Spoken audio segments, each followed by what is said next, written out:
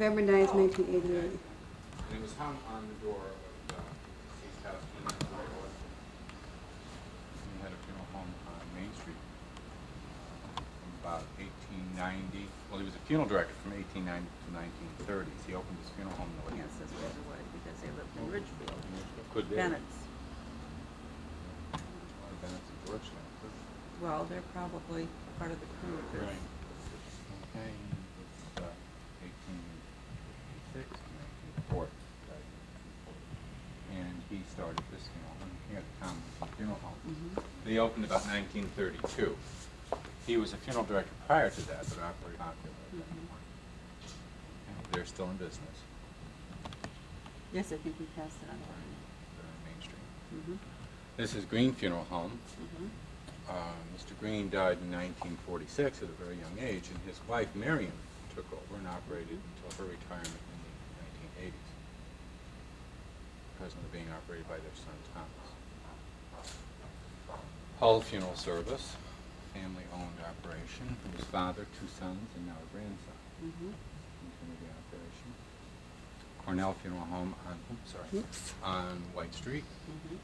Okay, Danbury's first funeral home was located first on 251 White Street, and then they went across the street to 247 White Street. That's Mr. Cornell originated. Mm-hmm. He started on Harmony Street in Danbury before 1918. And prior to that, he was a florist on White Street. Uh-huh. Now, this is President Green's memorial program from his funeral. Oh. And here we have memorial for Danbury's war dead, World War I until Vietnam. This was compiled and was recorded and kept at the Cornell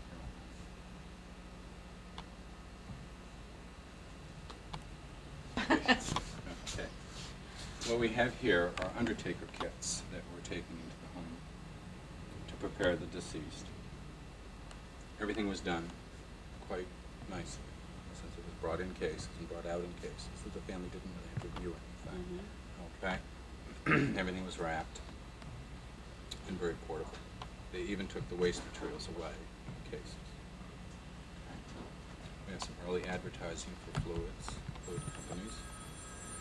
We also have textbooks from the early embalming schools. My wife's grandfather happened to be a funeral director and embalmer also, so I was lucky enough to have those textbooks.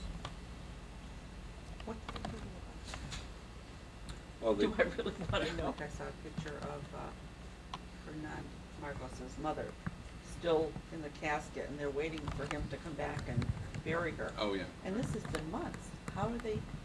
Well, embalming fluid, they can use a certain strength that's very strong, and they'll last. You know. Really? Years ago, they used to use arsenic, and this is around the Civil War, and arsenic was outlawed later on because they thought, Are even allergic to formaldehyde these days. oh yeah. And that's what embalming fluid is, formaldehyde? Embalming fluid has formaldehyde in it. There's a lot of other agents. These are early bottles from the 1930s. But there's a lot of agents in there that do different chemical things that make tissue lifelike.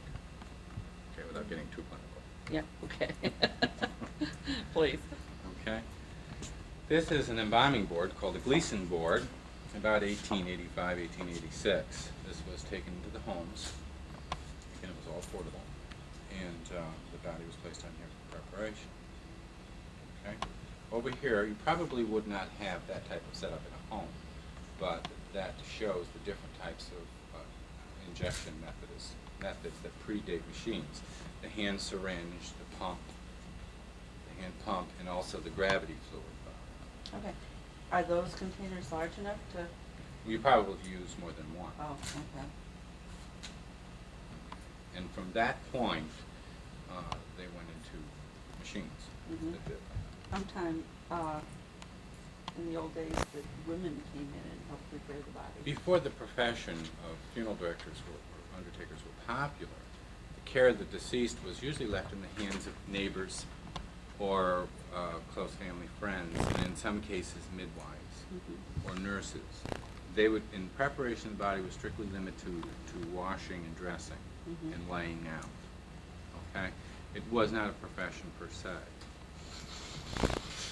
Now, do they still use tables similar to this, or? Well, now we have funeral homes.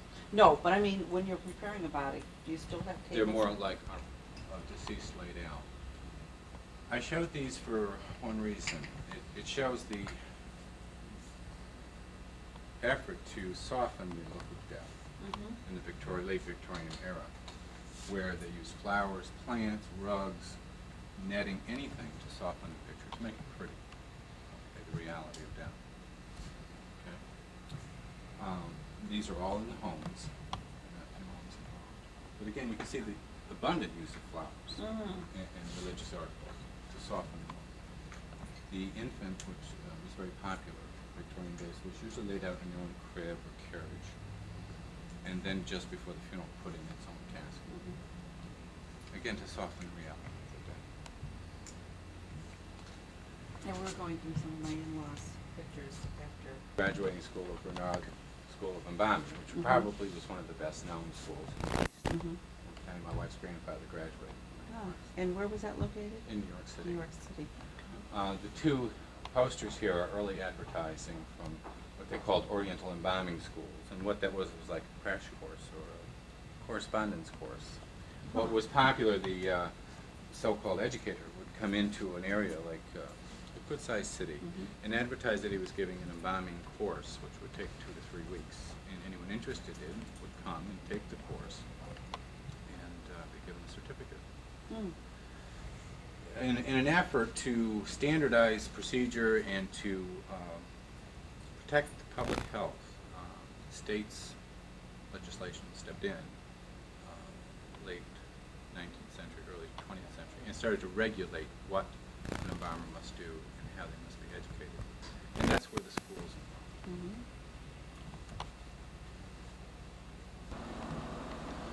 And then Driscoll. Oh yeah, he would be one of the officers. He's been in the state association for years.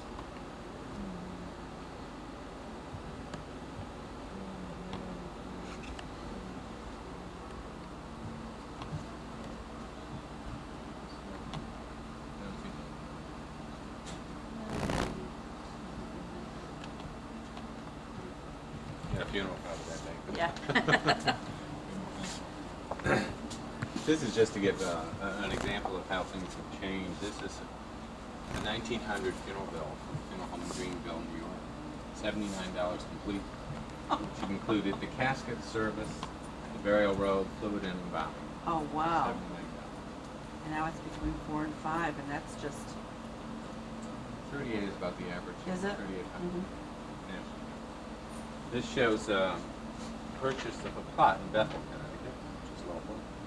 And it's 1878. For $12, you could buy a family plot. For how many? Let me- plots? Well, it's 12 by 18, so at least 6 people. And this is just. That's part of the funeral paraphernalia, 1935. It's shown, this type of thing is shown in that photograph over there. This particular one lights up. Oh. For living people. Mm-hmm. Okay. Mm-hmm. And they would also even offer a registered nurse to go on the trip with them. If they had to go to New York to hospitals or that type of thing. These are early patent models from Washington patent office. The earliest one is 1866. When anyone designed a new type of casket, they had to submit a working model to the patent office in Washington. And these models did survive. Which I think is very You know, there unusual. was one in the booklet called the toe pincher, and that roused my curiosity. Okay, I'll show you that later. Okay, We'll come to all that right. one. Down below here we have, in the bottom of the case here, selections from the late 1920s of different outside linings, such as lavender velvet, and they went into all the colors, in the interior crates that a casket could be lined in. And you could get the color that you wanted that quickly? No. Oh, These are This funeral was director strictly for you. samples, Oh, salesman okay. samples All right. that were offered to the funeral home. Okay, this is when ready-made caskets were put in a display room at a funeral home. What we have here is Mr. and Mrs. Cornell, the originators of the Cornell Funeral Home. Mrs. Cornell worked alongside her husband for 45 years until she retired in 1957. Okay? The vase was presented to her upon her retirement by her grandson, Roger Gavigan, who took over operation and continues as its president. The hat was his funeral hat, and there it is in the photograph. Oh, yes. Kept the hat. Kept it quite well, too. On the second shelf we have casket plaques were placed on the outside of the casket and quite often removed by the family for a keepsake, as well as the crucifixes or crosses that might have been on the outside of the casket. This is interesting. It's a daily diary 1904 from W.F. Tomlinson from the Tomlinson Funeral Home in Danbury. And some of the entries in that diary are very interesting. I can imagine. Yeah. It tells what funerals he attended or attended the funerals of, not meaning as a guest, but as directing the funeral. What time he got to bed, what time he got up, what the weather was like that Sounds day. like my father-in-law.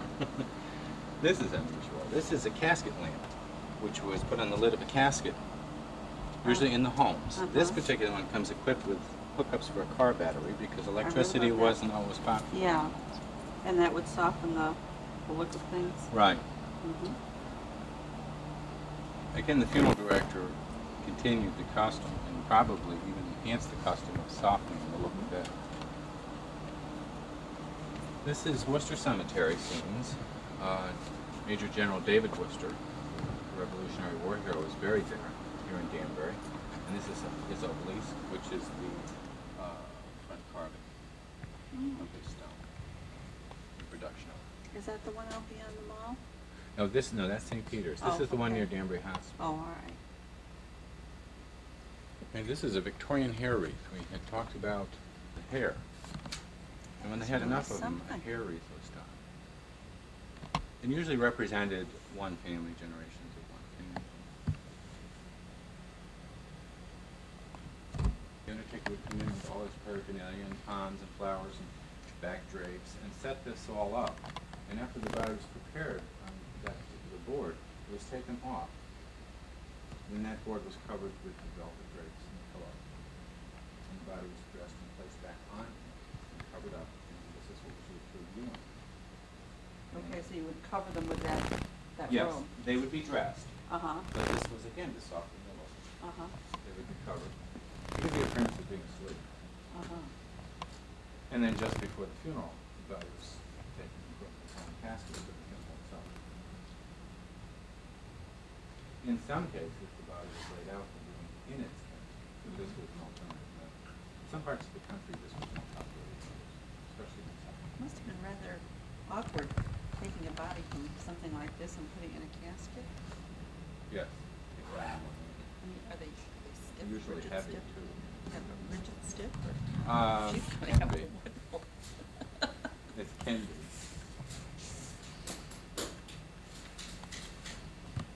Okay, from there we go to Marcos crucifixes. The more elaborate the better in the late Victorian era. About 1900, so we're out of the Victorian era. Okay, this here is a baby removal basket. Okay. Quite often death did occur at home. So the baby would be taken, in some cases would be taken away, prepared and brought back. So they needed something to put the baby in. This was popular. How sad. You wonder how many little babies. This is, these are two examples of funeral art. They're called mourning pictures, which was very popular in the 18th and 19th century, I should say. This particular one is silk chenille on silk, an embroidery, and it shows a monument, possibly in a cemetery, with the name of the person who was honored. This is dated 1806, and it also shows the family of that person. Okay, so this might have been done by a family member or close friend in memory of that person. That's gorgeous work. Shading is magnificent. The condition. Yes. I would suspect the frame was later than that. Or some of these drawings were sort of set in. Right. Well, this was done with watercolor. Uh-huh. The water was painted Right. in, and her dress and the detail was painted in, but the rest is all Oh, done yeah, embroidery. that's wonderful. That's possibly Pennsylvania. Uh-huh. This is an earlier one, 1799, and it's silk on linen. That's a one embroidery.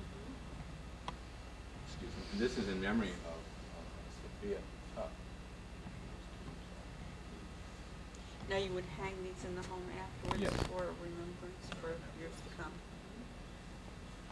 These are burial clothing offered by him. This is about 1900. Now, is the dress and the tuxedo full length, or is it No, just? this is just a Just half. a, Yeah, and this offers, everything was half. mhm. Okay. Is there a back to it, or? No, it's Oh. open in the back. Yeah, okay. The child's robe is open. Uh-huh. And what did they sell for? Well, I noticed in that 1890 bill over there, the robe, they called it robe, Mhm. which could be any one of these Anyone. items, was Mhm. $5, which was a lot of money then. Oh, yeah. So they weren't, Yeah. and they're not inexpensive today, because Mhm. they're specially made. And they're still made in that manner with No, that? well, for example, the type of clothing we carry are full cut clothing. They aren't Mhm. open in the back, Mhm. it's a regular suit, but it's a complete outfit you can buy. They're full cut suits, full cut dresses, or pants. And they wear shoes? Not always. No. Slippers. No. It's a family. Mhm. This is the token tree now. This is an 1850s handmade wooden child's case. Token tree being the style. Where Oh, it narrows okay. down. That's where you get the word token. Oh. This was possibly made at the present location of Munson Lavetry Funeral Home in Woodbury, because that funeral home at one time was a cabinet shop and furniture maker shop. And this was found in the attic, or in the workshop, I'm not sure which. But And good what pine- kind of wood would they have used? It's pine. Pine. This order it made. And the family may line it with a quilt or a blanket. It was Mhm. probably made by a family member. This is 1850. It's about like this. Red. It's an adult removal basket, circa 1900. This here is a transfer or cigarette case. This was used as a lining for wooden caskets. Back then, metal sealed caskets were not popular. Mhm. Okay?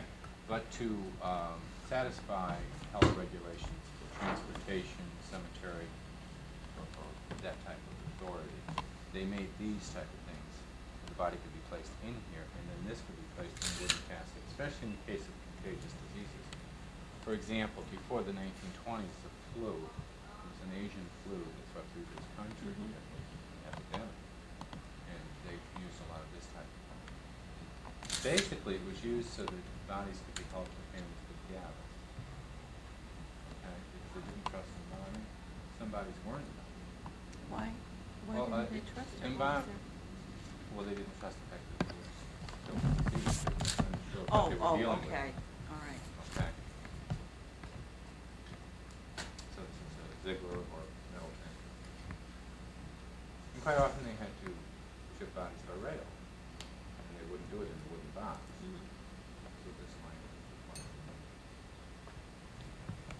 This is a child basket. I think the date is 1885.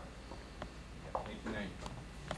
This is probably a little more sophisticated type thing before we did the chestnut wood. Mhm. That's small. When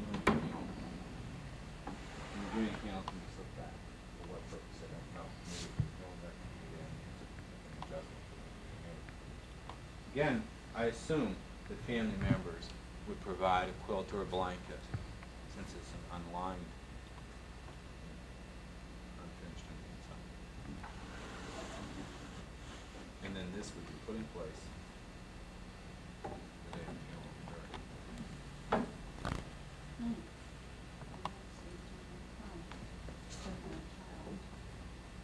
It could be a small person too. People were much smaller then. Yeah, yeah. Much smaller. This is a Colbert casket made by J.C. Taylor and Sons, patented by them. Probably used up until about 1910. Okay? The principle of this being, again, embalming was not always accepted by certain people. Okay, so the body had to be preserved or kept until the people could gather, family members could gather for the funeral. Okay? This was used in such a way that this board came out. Okay, the body was washed and dressed and strapped on the board with the head in place, and then lowered into the bottom of the casket.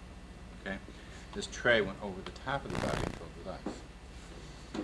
Okay, the lids were put in place, and the body could be viewed through the small window, and the ice could be checked here by the undertaker. Then the day of the funeral, the body was removed from this and put in its own casket. So this was not used for burial. Ah, okay. Okay. That's probably why it survived. They even had drip pail over here that came with it for the ice. But I can't imagine sitting at the bar listening to that Yeah. drip in August. Must have been an awful sound in that pail, you know. Basically, we Oh, that's wonderful. You certainly have quite a bit. Did you? great time with champagne, or was it a great time? We had a good time, and it was very well received. We've gotten people in and out, and general response was good. I think it's something that hasn't been done, it certainly hasn't been done here. It hasn't been done in the area. There are funeral homes that I know of that maintain their private museums. There's one in Hollywood, Florida, which is very nice. And it's a small one in Greenville, New York. Again, they're privately owned. Funeral directors have had the paraphernalia and the history that maintained it in the museum set. They would have a disease that Not necessarily. Quite often. Death mask of Charles In order to Ives. transport a body, say for example someone died in North Carolina and the burial was in Connecticut, well they would have to use common carrier, which was the trains. Okay, so they didn't want Hair, to just put mourning them jewelry, into a plain Victorian. box. They would be put into, not always, but this was one of the ways, they'd be put into a transfer residual case and then transported here and put into a casket, or that would be put into a casket at the point of death and the whole casket transported. How soon does it change? Well, that's difficult to say. I mean, it depends on the condition of the body, depends on how good the embalmer is, it depends on how good his Okay, so chemicals they would are. have been embalmed before they left. Oh, yes, most generally. Okay.